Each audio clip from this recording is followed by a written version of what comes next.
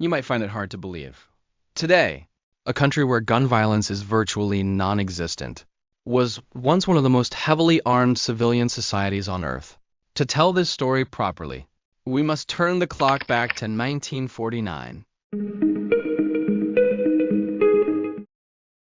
When the People's Republic of China was founded, this land was essentially a massive open-air arsenal.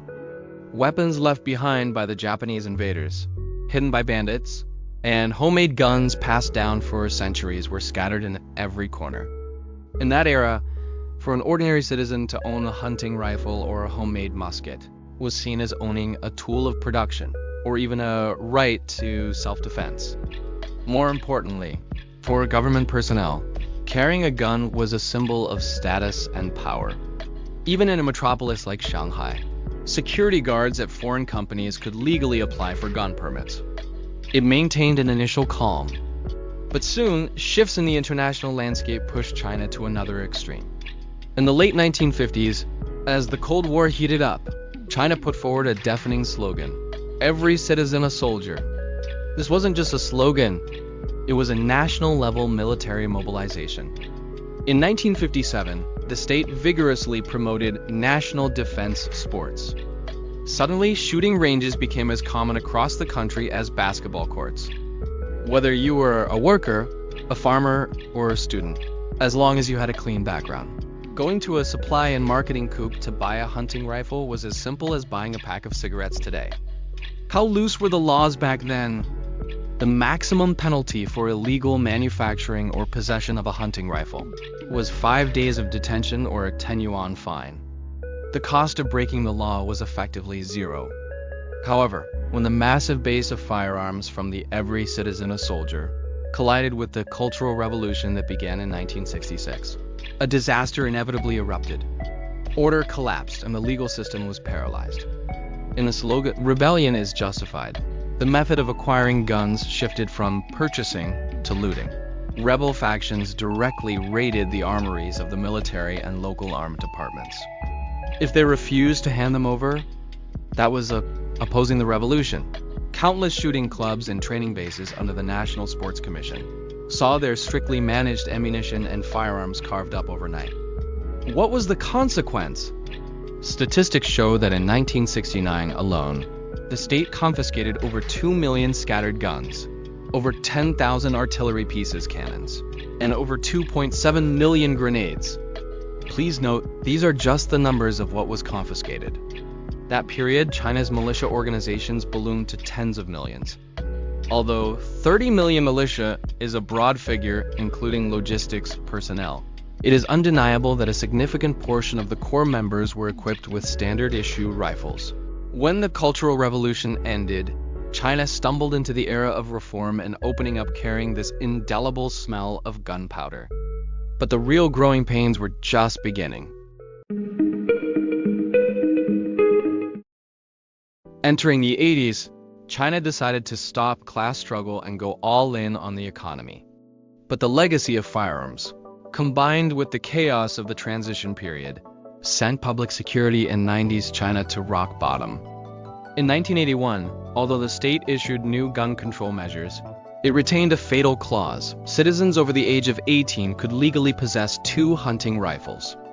It was this clause, combined with the unique background of military involvement in business at the time, that brewed a catastrophe.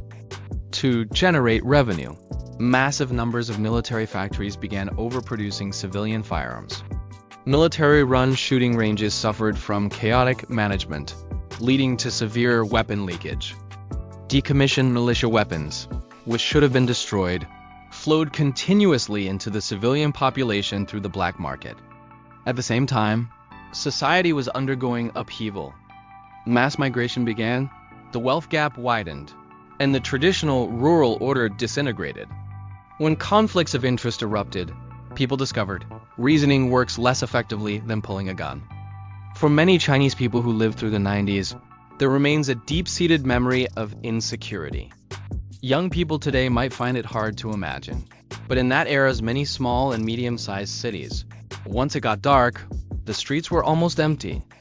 Female factory workers needed family members to escort them home after night shifts, or they had to travel in groups.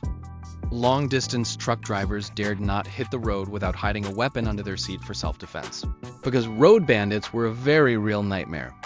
Cases of taxi drivers being robbed and killed appeared frequently in newspapers.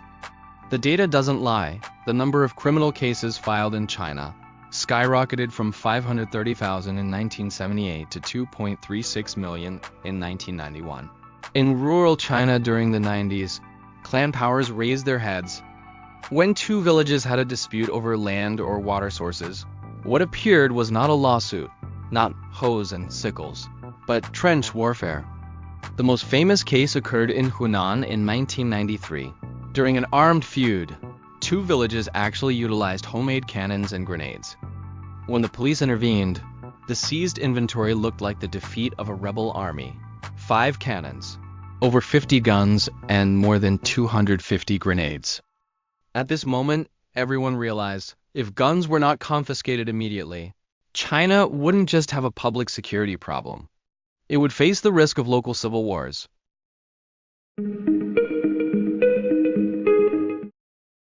Facing this spiraling situation, in 1996, the Chinese government made a decision that changed the course of history. The law on control of guns introduced that year is known as the strictest in history. It wasn't a patch-up job. It was a clean sweep.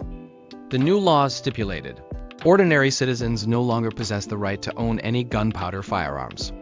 Hunting rifles, air guns, and even high-powered replicas were all banned. Illegal possession of a single gunpowder firearm means a starting sentence of 3 years in prison. If it involves selling, transporting, or manufacturing, that starts at 10 years, up to life imprisonment or the death penalty. But laws are just words on paper. The real difficulty lies in enforcement.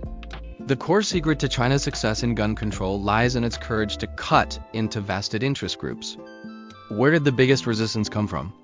It came from the source of gun production, the military and defense industries.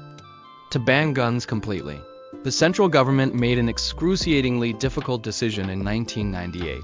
The military and armed police forces were completely banned from engaging in business. This was equivalent to the state severing its own arm, cutting off business chains worth hundreds of billions. All military factories had to shut down civilian gun production lines, and all inventory had to be destroyed or handed over. This step is the fundamental reason why China could successfully ban guns. Only when the state itself stops selling guns for profit can the people truly be disarmed. Of course, such a policy was not without controversy at the time.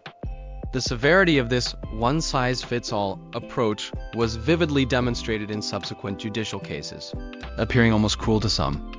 The most famous is the Liu Doi case. In 2014, this 18-year-old bought 24 replica guns online. Simply because the kinetic energy of these toys exceeded the extremely strict red line, he was sentenced to life imprisonment in the first instance. In court, he shouted through tears, "If you can use the guns I bought to execute me, then I'll plead guilty." This case triggered a massive storm of public opinion at the time. Many thought the sentencing was too heavy and the law too unfeeling. But it was precisely through such nearly paranoid, strict judgments that the state sent a signal to the entire society with no room for maneuvering.